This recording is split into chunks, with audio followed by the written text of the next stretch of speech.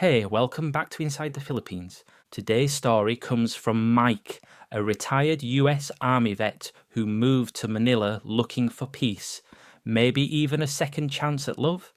What he found instead was something he never saw coming, and it hit harder than anything he faced in uniform. It starts with a smile in a 7-Eleven and ends with a lesson no man wants to learn the hard way. Before we dive in, don't forget to like, subscribe, and drop a comment below. Have you been through something similar or seen it happen to someone else?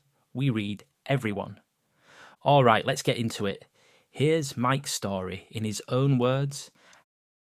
Hey, never thought I'd be writing one of these. I've watched enough of your videos to predict the ending before the first sentence, but when it's your story, your money on the line, your pride, your heart, it hits different. So here it is, no filters and no tough guy act, just the truth from one old soldier to whoever's willing to listen.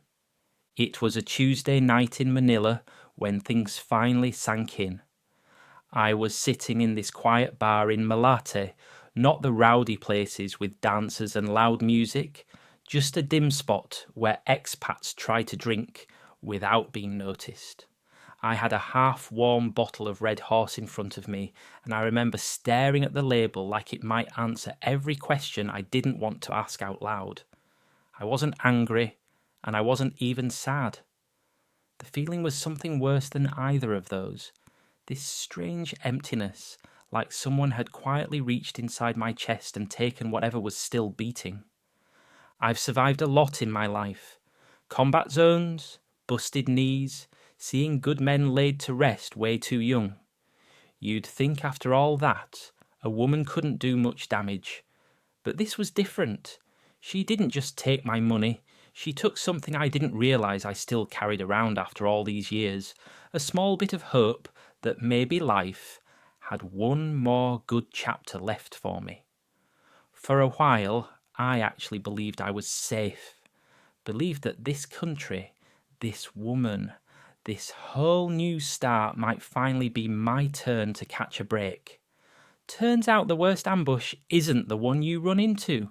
It's the one you stroll into with a stupid smile, thinking you're invincible. I'm not writing this for pity. That's never been my style. I'm writing it because maybe some guy out there, someone who feels as tired or lonely as I did, might hear this before he hands his soul to a pretty smile he barely knows. That's all. If you want the rest, I'll tell it. Just be warned. It doesn't end with a sunset and a happy song. You know, when I left the army, I thought I'd feel free. 25 years of orders, deployments, sleeping in dirt, and waking up to gunfire. Figured retirement would feel like some kind of reward. But it didn't. Not even close. Back in Texas, I was just another broken down vet limping around Walmart, watching folks half my age complain about Wi-Fi speeds. My knees were shot. I had tinnitus from years near loud engines and louder blasts, and most days I felt invisible. Nobody salutes you in the real world. Hell, most of the time they don't even hold the damn door. I moved into a small place just outside Killeen near Fort Hood. Cheap, quiet, and miserable. My pension covered the bills, barely. No wife, no kids, just me and a recliner that squeaked every time I shifted my weight. I spent most nights flipping between old westerns and veteran forums online. That's where I first started hearing about the Philippines. Guys talking about $400 rent, warm weather, kind women, and how far your dollars could stretch. At first I thought it was BS, some fantasy dream cooked up by lonely men. But the more I looked into it, the more it started to make sense. Then a buddy of mine, Ramirez, guy I did 2 tours with, messaged me out of nowhere, said he was living in Angeles City, drinking San Miguel by the pool every afternoon and dating a girl who called him sir and meant it. He sent me pictures. Smiling, tan, peaceful. He looked like a different man. I asked him what the catch was. He said, "You got to leave your American thinking behind. Just come see it for yourself." I spent 3 months researching like I was planning a mission, learned the exchange rate, watched vlog after vlog, guys walking around Manila malls with a GoPro and a goofy grin. Everyone made it look simple. Rent a condo, meet a girl, live slow. I figured I had nothing holding me back, so I booked a one-way ticket and cashed out $15,000 from my savings. That was my jump fund.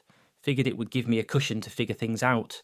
When I landed at Naya that first morning, everything smelled different. Heat, diesel, fried food in the air. It was chaotic, noisy, a little overwhelming, but it felt alive. That's something I hadn't felt in years. I got to my Airbnb in Ermita, sat on the balcony with a cold drink, looked down at the street below and told myself, "All right, Mike, this is it. New start. Don't screw it up." Turns out I didn't need to screw it up. Someone else was already lined up for the job. I wasn't looking for love. Let's get that clear. At my age, I was looking for peace and maybe someone to talk to who didn't start every sentence with bro. I figured I'd get settled first, find a decent place, learn how to cross the street without getting flattened by a trike, and maybe make a few friends over coffee or a beer. But Manila had other plans. It was day 4. I'd just walked back from the bank, sweating through my shirt, trying to figure out why the ATM wouldn't read my card again. I ducked into a 7-Eleven for a cold bottle of water and a bit of AC. That's when I saw her standing behind the counter, restocking gum and looking like she hadn't slept in a day but still carried herself like a queen. Her name tag said Katrina. She was 26, soft-spoken, long hair tied back with one of those little velvet scrunchies. What got me wasn't her looks, though she was easy on the eyes. It was the way she looked me dead in the face when she spoke. Most folks either avoided eye contact or gave me that weird foreigner smile. She just said, "Good afternoon, sir," like she meant it. Respectful. Calm. No sales pitch. I came back the next day. Didn't need water. Just wanted to see if she remembered me. She did. We talked for a minute. Nothing heavy, just where I was from, if I liked the heat, what brought me to Manila. I made her laugh with some dumb joke about Texas barbecue, and that's when it happened. She touched my arm when she laughed. Gentle, natural, not flirty, not fake, just human. By the end of that week, I asked her if she wanted to grab a coffee sometime after work. She said yes, told me she usually finished her shift by 10, so I waited outside that 7-Eleven like a teenager again, sweating like hell in jeans and boots, wondering what the hell I was doing. She came out, smiled, and off we went to some 24-hour cafe nearby that served burnt coffee and greasy toast. But it might as well have been fine dining the way she looked at me. We sat there for hours. She told me about her life, how her mum was sick, her dad left when she was little, and how she was the oldest of 4 siblings. Said she didn't party, didn't drink, never had the chance. All she wanted, she said, was a simple life with a kind man who wouldn't hurt her. I believed every damn word. Looking back now, I can't tell if she was honest or just very good at saying what a man like me needed to hear, but in that moment, none of that mattered. For the first time in years, I felt seen. Not pitied, not dismissed, just seen. I walked her home that night. Didn't try anything. Just said goodnight. And she smiled like I'd passed some kind of test. I remember walking back to my condo thinking, "All right, Mike, maybe this ain't a mistake after all." It didn't happen all at once. That's the thing I need to make clear. There wasn't some big moment where she sat me down and asked for a pile of cash. It was little stuff, small favours, at first. And truth is, I offered most of the time before she even asked. That's what stings the most. We started seeing each other more. She'd come by after work, sometimes crash at my condo if she missed the last jeep. She'd bring those little white plastic bags full of fried fish or pancit from some carinderia near her place. Said she wanted to take care of me the way I took care of her. And man, I ate that up. I'm not proud to say it, but being needed, that gets a man, especially one who's spent the last decade eating microwave dinners alone. The first time money came up, it was over a busted phone. She pulled it out one night, screen cracked like a spider web, said she dropped it getting off the bus. I asked her if she needed help fixing it, and she looked embarrassed, like genuinely shy about it. I handed her 3,000 pesos, told her not to worry. That's maybe $55 back home. No big deal. A week later, her mum needed medicine. Heart issues, she said. 5,000 pesos that time. Around $90. Again, didn't think twice. I mean, what kind of man lets his girl's mother go without treatment? Then her younger brother needed tuition money. Last semester of college, just a little push to help him graduate. That was 12,000 pesos, about $200 and change. She didn't ask outright. She just mentioned it, like she was thinking out loud, and I, like a damn fool, said I'd cover it. Looking back, every situation had the same rhythm. She'd look worried. She'd say something like, "I don't want to burden you, Mike." And I'd cut her off and say, "It's fine, baby. I got you." Thing is, I did have her. Rent was cheap. 25,000 pesos a month for the condo, about $450 US. I cooked most nights. Didn't blow money on bars or clubs like some of the other expats I'd met. So yeah, I figured I could afford to help her out here and there. I was living easy, feeling needed, and I wanted her to know I wasn't like the other guys. The ones who just came around for fun and bailed. It all felt like the right thing to do.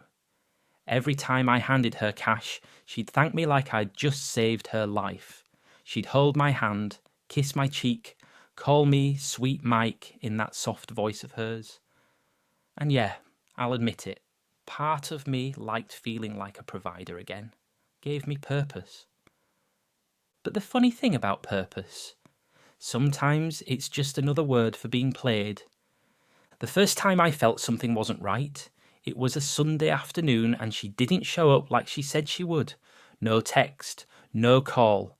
I waited around all day, cooked extra, even set the table. Felt like a damn idiot sitting there with 2 plates of chicken adobo getting cold. When I finally messaged her, she replied 3 hours later saying her cousin had an emergency and she had to go to Tondo to help. I told myself, all right, life happens, but that was the first crack. After that, the stories started stacking up. Her hours changed at work. She was busy more often. Then she started asking for help with something bigger, a small sari-sari store she wanted to open in her barangay. Said it was her dream, and that if we got it going, we could eventually live on the profit. She even showed me a little sketch on paper, racks, fridge, snacks, the whole thing.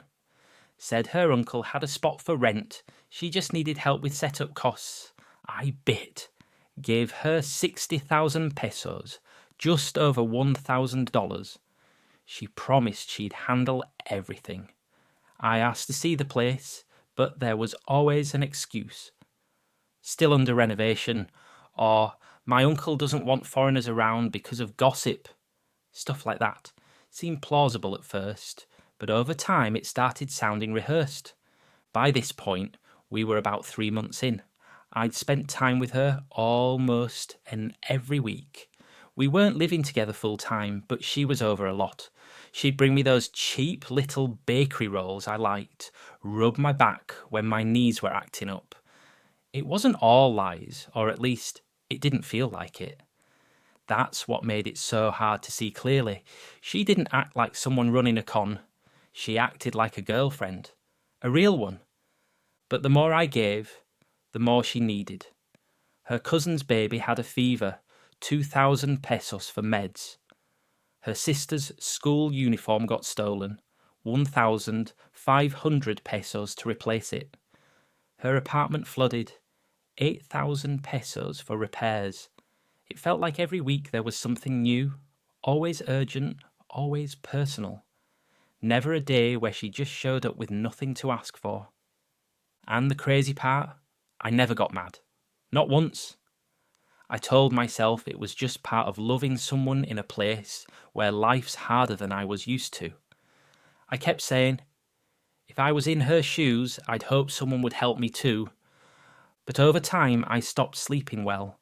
I'd lie there staring at the ceiling fans spinning slow, thinking about every peso that left my wallet, wondering where it was really going. I stopped trusting my gut, and in my line of work, that's the worst mistake you can make, because your gut's never wrong. Not really. You just learn to ignore it when hope gets louder than instinct. It was a Friday night, middle of the rainy season. Streets outside were flooded up to the ankles, and we were holed up in my condo, just the two of us. I'd cooked dinner, nothing fancy, just canned corned beef with onions, rice, and a couple of San Miguels. She seemed tired, quiet, like something was weighing on her, but I didn't push. Figured she was just stressed. After all, she'd told me earlier that week her aunt had passed. Another funeral. Another 10,000 pesos I'd handed over without blinking. After dinner, she took a shower. I was on the couch, flipping through Netflix, not really watching anything. That's when her phone buzzed on the table. Normally I wouldn't even look. I ain't the jealous type, and I never wanted to be that guy, the one checking messages behind someone's back. But something about the way she guarded that phone lately, it had changed. Used to be, she'd leave it lying around. Now it was always face down, always on silent. That night I looked. She'd left it unlocked. Maybe she trusted me, or maybe she just got sloppy. The message popped up from someone saved as Kuya D. I don't know why, but I opened it. First thing I read. Did the old guy send rent again? Tell him your Lola died this time, haha. I just sat there, didn't move, didn't feel angry, just cold, like someone turned down the temperature inside my chest. I scrolled up slowly. There were messages going back weeks, her telling this guy, maybe a boyfriend, maybe something worse, how much she'd gotten from me when she was coming over, what lies she'd used, jokes about me, mocking the way I talked, the things I believed. When she came out of the bathroom, towel on her head, humming like nothing had happened, I didn't say a word at first, just handed her the phone. Her face changed fast, from confusion to fear to that look people get when they know the game's over. I didn't raise my voice, didn't scream. I'd learned a long time ago that silence hits harder. I just said, "You got 1 minute to tell me who he is." She tried to cry, said it was her cousin, said it was just a joke, said she didn't mean anything by it, that she loved me, really loved me. She dropped to her knees, grabbed my hand, begged me not to throw her out. I didn't budge. I opened the door and pointed, told her to leave. No drama, no second chances. She stood there for a moment like she thought I was bluffing, that maybe I'd soften like I had all those other times. But I didn't. She left without her shoes. I closed the door and locked it. Then I sat down at the edge of the bed and stayed there for what felt like hours. I didn't cry. I didn't rage. I just sat there, listening to the rain hit the windows, wondering how a man who survived bombs and bullets could get taken down by a quiet voice and a sweet smile. The next morning I sat down at the little table by the window, cracked open a notebook, and started adding it all up.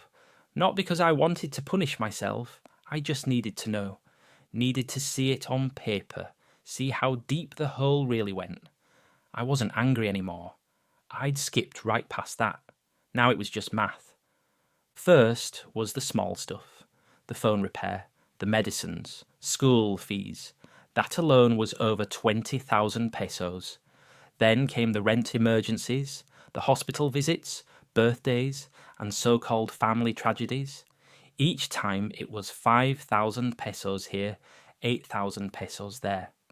I traced the big numbers next, the 60,000 pesos I gave her to start the sari-sari store that never existed, another 10,000 pesos for her aunt's funeral, 15,000 pesos she said was for rent when she got kicked out of her boarding house.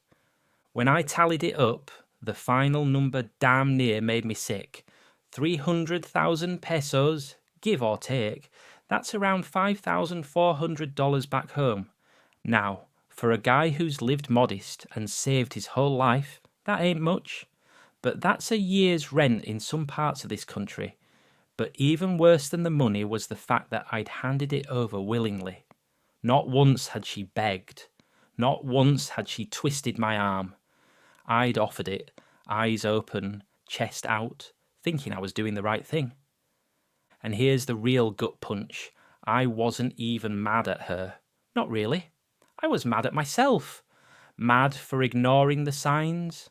Mad for needing to feel loved so badly that I mistook manipulation for affection.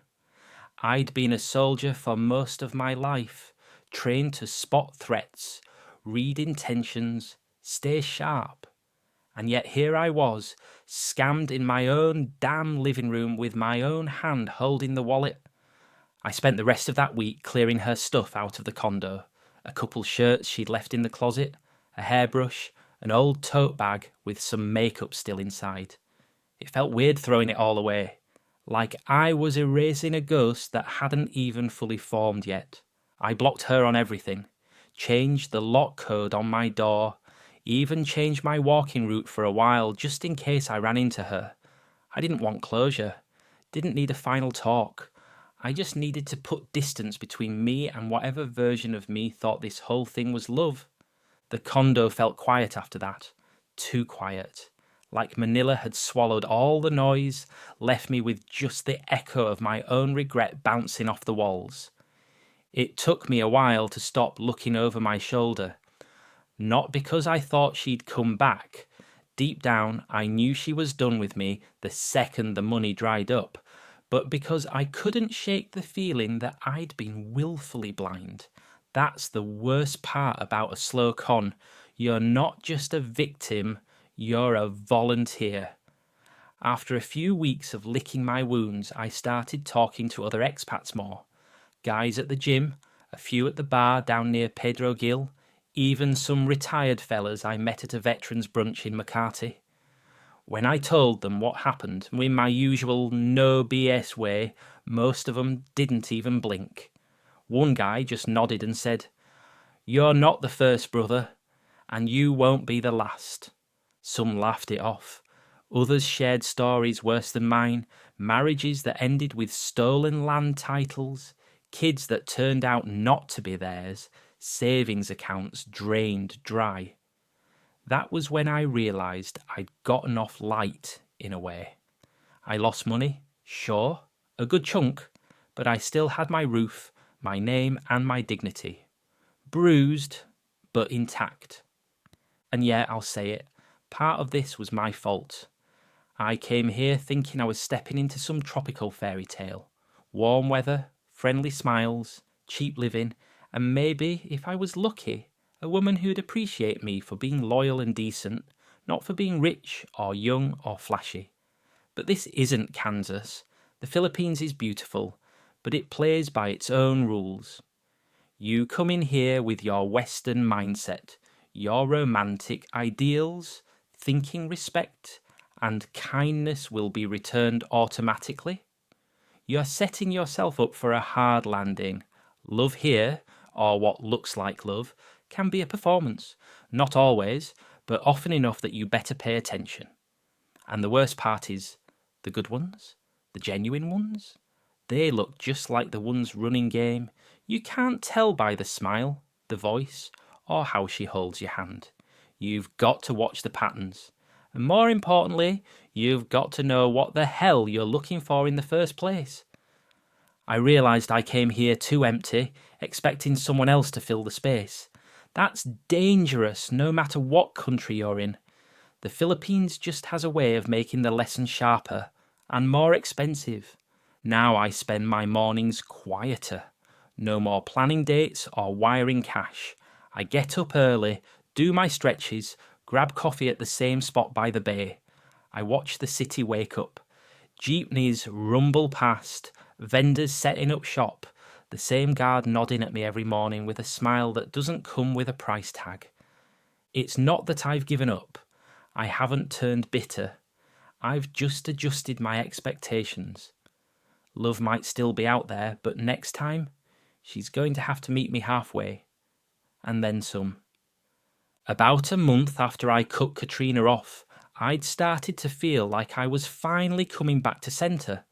I'd stopped checking my phone for messages that weren't coming, stopped wondering where she was, what she was doing. I was eating better, sleeping better, and even picked up a few Tagalog phrases from the old guys playing chess down by the park. Life had smoothed out again. Not happy, exactly, but calm. And after the storm she left behind, calm was more than enough. Then one evening I ran into Derek, this younger Brit I'd met a few times through the expat circuit. He was a bit of a loudmouth, always with a drink in hand and a story that went just a little too far. But he was all right. We got to talking outside a bar in Makati, and after a few minutes he asked me, "Hey Mike, wasn't your girl named Katrina? Cute one, long black hair, worked at a 7-Eleven?" I nodded slowly, already feeling that old tension start to crawl back up my spine. He pulled out his phone, opened up a blurry photo he'd snapped from across the street. It was her, Katrina, standing outside one of the KTV bars on P. Burgos, done up in makeup and a tight dress, laughing with another girl and what looked like a foreigner twice my age. Different name tag, but the face? Same girl? Same smile? Derek said he'd seen her there a few times. Figured I already knew. I didn't say much. Just thanked him and walked off. That walk back to my condo felt like someone had poured concrete into my boots. Slow, heavy, embarrassing. Not because I was surprised, hell, by then I wasn't, but because deep down I still wanted to believe her version of things. I wanted to believe maybe she really had fallen for me a little, even if it started as something else. But that picture, that bar, that smile she used on someone else just like she'd used it on me, that erased whatever fantasy I had left. It wasn't about whether she was a working girl or not.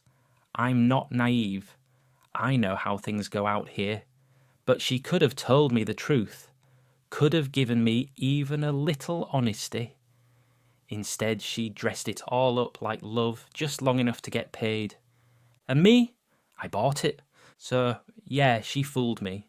Took the money, played the part, vanished like it never meant a damn thing. But here's the truth. I'm still standing. I didn't pack up and run home. Didn't crawl back to Texas with my tail between my legs. The Philippines still has good people, still has peace if you know where to look and how to move. I came here looking for something real and maybe I found it, just not in her. I found it in the quiet mornings, the cheap coffee, the old men nodding hello. I found it in myself. Next time, if there is one, she'll earn it. Every peso, every promise. Because this time, I ain't giving away hope for free. That was Mike's story, raw, honest, and far too familiar for many who've come here hoping for a fresh start. The truth is, the Philippines can feel like paradise until it isn't. Whether it's love, trust, or just the desire to feel seen again, sometimes the very thing you're searching for can leave you worse off than when you arrived. Not every Filipina is like Katrina, and not every expat ends up heartbroken. But stories like Mike's are a reminder. Be careful who you trust, and never let loneliness make decisions your gut would never approve. If you found value in this story, share it. Someone out there might need to hear it before it's too late. This is Inside the Philippines. Real stories, real lessons. We'll see you in the next one.